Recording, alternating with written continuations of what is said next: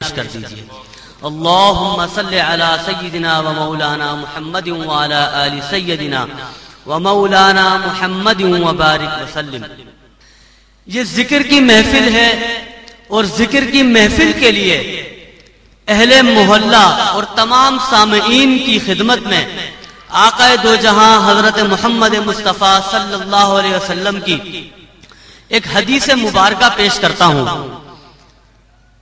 حدیث قدسی ہے کہ اللہ تبارک و تعالیٰ کے فرشتے ایسی محافل کی تلاش میں رہتے ہیں کہ جہاں اللہ اور اس کے رسول کا ذکر ہو رہا ہو۔ جب وہ ایسی محفل کو پا لیتے ہیں تو اللہ کے فرشتے اس محفل کو اپنی رحمت کے پروں میں ڈھانپ لیتے ہیں۔ ڈھانپنے کے بعد جب تک وہ محفل جاری رہتی ہے فرشتے اس محفل پر سایہ فگن رہتے ہیں۔ اس کے بعد اس محفل اور صاحب محفل کا ذکر لے کر رب تعالیٰ کی بارگاہ میں حاضر ہوتے ہیں اور ان تمام حاضرین کا وہاں ذکر کرتے ہیں۔ اللہ تعالیٰ سب کچھ جاننے کے باوجود دریافت فرماتا ہے کہ اے فرشتوں، اے ملائکہ، وہ لوگ کیا مانگ رہے تھے؟ فرشتے عرض کرتے ہیں کہ یا باری تعالیٰ، وہ جنت طلب کر رہے تھے۔ اللہ تعالیٰ سب کچھ جاننے کے باوجود دریافت فرماتا ہے کیا انہوں نے جنت کو دیکھا ہے؟ فرشتے کہتے ہیں نہیں۔ اللہ تعالیٰ پوچھتا ہے اگر انہوں نے دیکھا ہوتا تو کیا کرتے؟ فرشتے کہتے ہیں وہ اور زیادہ جنت کو مانگتے۔ اللہ رب العزت پھر دریافت فرماتا ہے کہ اے ملائکہ، وہ کس چیز سے پناہ مانگ رہے تھے؟ فرشتے کہتے ہیں کہ یا باری تعالیٰ، وہ جہنم سے پناہ مانگ رہے تھے۔ اللہ تعالیٰ پھر دریافت فرماتا ہے کیا انہوں نے جہنم کو دیکھا ہے؟ فرشتے عرض کرتے ہیں کہ یا باری تعالیٰ، دیکھا نہیں ہے، اگر دیکھا ہوتا تو اور زیادہ جہنم سے پناہ مانگتے۔ اللہ رب العزت ارشاد فرماتا ہے کہ اے میرے ملائکہ، اے فرشتوں، گواہ ہو جاؤ، جتنے لوگ بھی اس مجلس میں حاضر تھے میں نے ان سب کی مغفرت فرما دی۔ ایک فرشتہ عرض کرتا ہے کہ یا باری تعالیٰ، اس مجلس میں ایک عام آدمی بھی تھا جو ذکر کرنے یا مجلس کا حصہ بننے کی نیت سے نہیں آیا تھا، بلکہ وہ کسی شخص سے ملاقات کے لیے اپنی دنیاوی غرض کی وجہ سے آیا تھا۔ اللہ تبارک و تعالیٰ ارشاد فرماتا ہے کہ چونکہ وہ ذکر کی محفل کا حصہ بنا، نیکوں میں آ کر بیٹھا، لہذا اس بیٹھنے کی برکت سے میں نے اس کی بھی مغفرت فرما دی۔ تو ذکر کی محافل ایسی زبردست ہوتی ہیں جہاں اللہ اور اس کے رسول اور نیک بندوں کا ذکر ہوتا ہے۔ آپ تمام حضرات بہت خوش نصیب ہیں۔ جہاں تک میری آواز جا رہی ہے ان سب سے میں ملتمس ہوں کہ اگر اپنے ضروری کاموں سے فارغ ہو چکے ہیں تو مسجد بلال رضی اللہ تعالی عنہ میں تشریف لے کر آ جائیے۔ میں نے آپ کے سامنے اللہ تبارک و تعالی کی پاک کلام قرآن پاک کی آیت مبارکہ تلاوت کی، وَفَدَيْنَاهُ بِذِبْحٍ عَظِيمٍ۔ اس کا ترجمہ ہے رب تعالیٰ بیان فرماتا ہے کہ ہم نے فدیہ دیا عظیم ذبح کے طور پر۔ جو ہم نے فدیہ کے طور پر پیش کیا وہ عظیم ذبیحہ تھا جس کا ہم نے فدیہ دیا۔ یہ آیت مبارکہ کس کے بارے میں نازل ہوئی؟ یہ رب تعالیٰ کس ذات کے بارے میں فرما رہا ہے؟ اس کے پس منظر میں جانے سے پہلے آپ کو ایک حدیث سنا دوں۔ ایک اعرابی، ایک دیہاتی آقا علیہ الصلوۃ والسلام کی بارگاہ میں حاضر ہوا اور اس نے کہا کہ یا ابن الذبیحین، میرا مسئلہ حل کیجئے۔ پیارے آقا علیہ السلام مسکرا دیے اور جو بھی اس کا مسئلہ تھا وہ مسئلہ حل فرما دیا۔ اس کے جانے کے بعد صحابہ کرام نے پوچھا کہ یا رسول اللہ صلی اللہ علیہ وسلم، یہ ابن الذبیحین اس کا مطلب ہوتا ہے دو ذبیحوں کے بیٹے، دو ذبیحوں کے بیٹے۔ یا رسول اللہ، یہ ابن الذبیحین آپ کو کہا ہے، اس کا کیا مطلب ہوا؟ پیارے آقا علیہ السلام نے ارشاد فرمایا کہ میں ہی دو ذبیحوں کا بیٹا ہوں۔ وہ دو ذبیح کون سے ہیں؟ ایک حضرت اسماعیل علیہ السلام ہیں اور دوسرے آقا علیہ السلام کے والد ماجد حضرت عبداللہ ہیں۔ اب یہ کس طرح سے ہے؟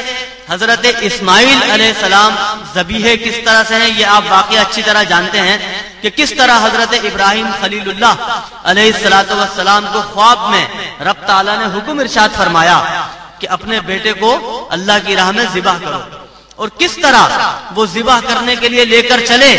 فرما بردار بیٹے نے اپنے والد کو یہ مشورہ دیا کہ والد، اے ابا جان، آپ میرے ہاتھ اور پاؤں کو باندھ دیجئے، ویسے تو میں رب کے حکم کے آگے سر جھکا چکا ہوں، لیکن ایسا نہ ہو کہ موت کی تکلیف جب میں اپنے اوپر دیکھوں تو ہاتھ پاؤں چھڑا کے بھاگ نکلوں، لہذا آپ پہلے تو میرے ہاتھ اور پاؤں کو باندھ دیجئے، پھر مجھ کو گردن کے بل لٹائیے گا تاکہ میرے چہرے کی تکلیف کو دیکھ کر آپ کا ارادہ نہ تبدیل ہو جائے کہ آپ والد ہیں، باپ ہیں، اپنے بیٹے کو ذبح کرنا یہ کسی کے بس کی بات نہیں ہے۔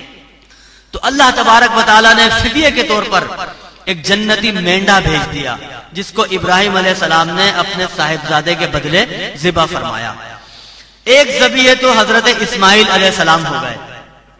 روایت میں آتا ہے کہ آقا علیہ السلام کے دادا حضرت عبد المطلب نے منت مانی تھی کہ اگر اس سال آب زمزم کی کھدائی میں کثرت کے ساتھ پانی نکل آیا اور یہ منت ان کی پوری ہو گئی تو اپنے 9 بیٹوں میں سے کوئی بھی ایک بیٹا اللہ کی راہ میں قربان کریں گے اور اس کو ذبح کریں گے۔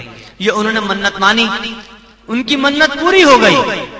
جب منت پوری ہو گئی تو انہوں نے اپنے تمام بیٹوں کے نام کی قرآن دازی نکالی۔ جب قرآن دازی کی گئی تو اس میں ان کے بیٹے حضرت عبداللہ کا نام نکل آیا جو پیارے آقا علیہ السلام کے والد ماجد تھے۔ اب حضرت عبداللہ کا نام نکلا، یہیں پر رک کر ذرا ایک چھوٹی سی چیز سمجھ لیجئے۔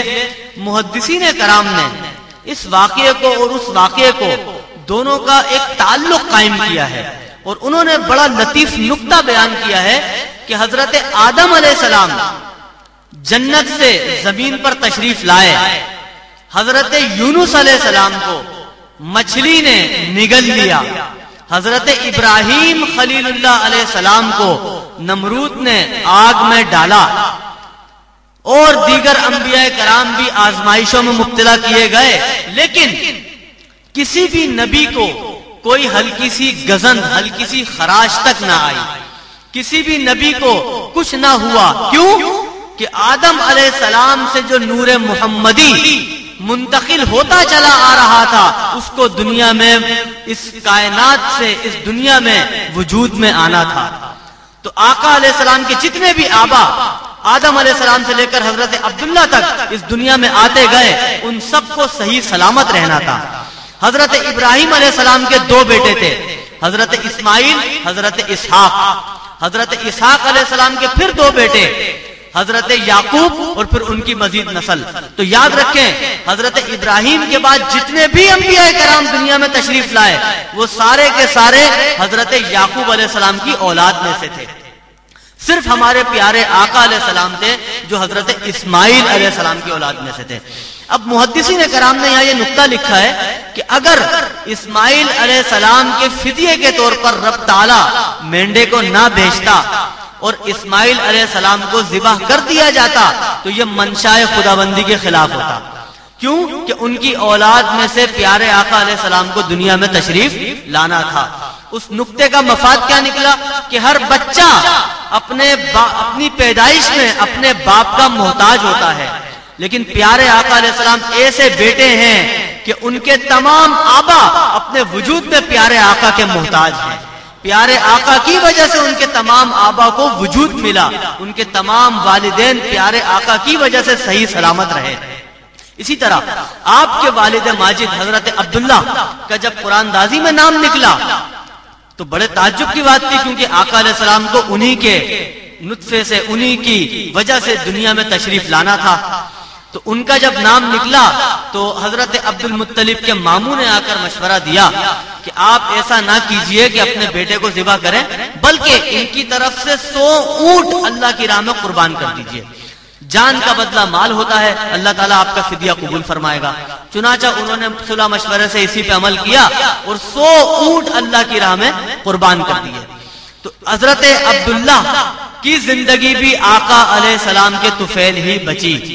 آقا علیہ السلام ہی کے بدلے اور تو اور ہر بندہ ہر بچہ ذبح ہونے سے بچ گیا، کیونکہ ہمیں ملت ابراہیمی کی پیروی کا حکم دیا گیا ہے۔